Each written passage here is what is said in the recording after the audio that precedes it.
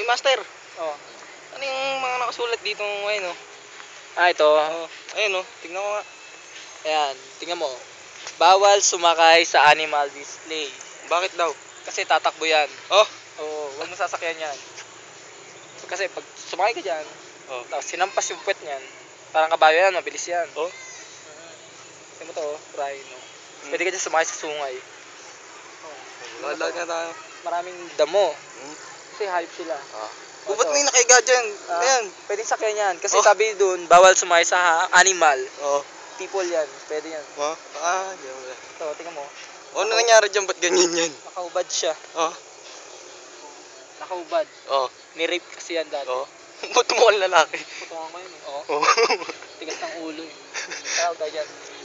Ito, tingnan mo. Oh, ba't nangyari dyan? Ba't nakaganyan yan? Ito, nasilaw sa araw. Oh. Kita mo nakaganon siya. Oh, kaya pala may ilaw dito, ano? Tingnan mo. Nakaganon. Akala ko may step eh. Hindi, mag-ano yan mamaya eh. Tingnan mo. May kamay na nakalitaw doon. Oo. Nakita mo yung kamay? Oo. Ano yan? May nakalibing dyan? Yun yung kamay niya. Nilusot niya doon. Ba't niya nilusot? Kasi susundutin niya yung puwet na, no? Hindi abot. Kung ano? Tinatago niya lang. Tingnan mo yun, natatakpan yung ano niya, ng dito. Bastos kasi. Ito, laki na ito ah. Ito? Anong hayop yan? Tawag yan. Nalimutan ko eh. Huwag na natin pakalaman yan. Baka mabuhay yan. Patakayin tayo. Nabubuhay pala yan? Oo, nabubuhay yan. Dito, tingnan mo, may disco. Yung disco yan, matagal na tinayo yan dyan. Oo. Nilagay yan dyan noong 19th century pa. Tingnan mo, may mga shota rito naglalakad. Oo, tingnan mo yun. Kuha naman kaya sa lagang camera. Dilim na dito. Madilim na? Oo. Kasi malapit na tayo sa gitna ng gubat.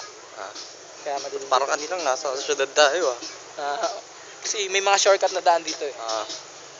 Itong puno to, wag mo gagalawin yan. Saan? Yan? Pababati ka dyan. Kakasakit ka. Anong bate? Babatiin ka, magandang gabi, gano'n.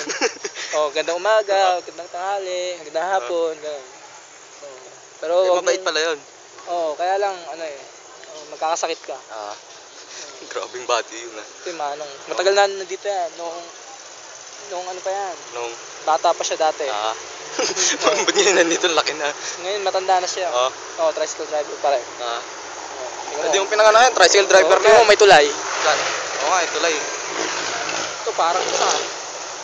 Itong tulay na to, matagal nang nilagay dito yan. Dati kasi hindi tayo pwede tumawid sa kabila. Bakit daw? Nag-aaway sila. Nagigera. Ayun kaya may ilog dyan eh. Yan yung pagitan.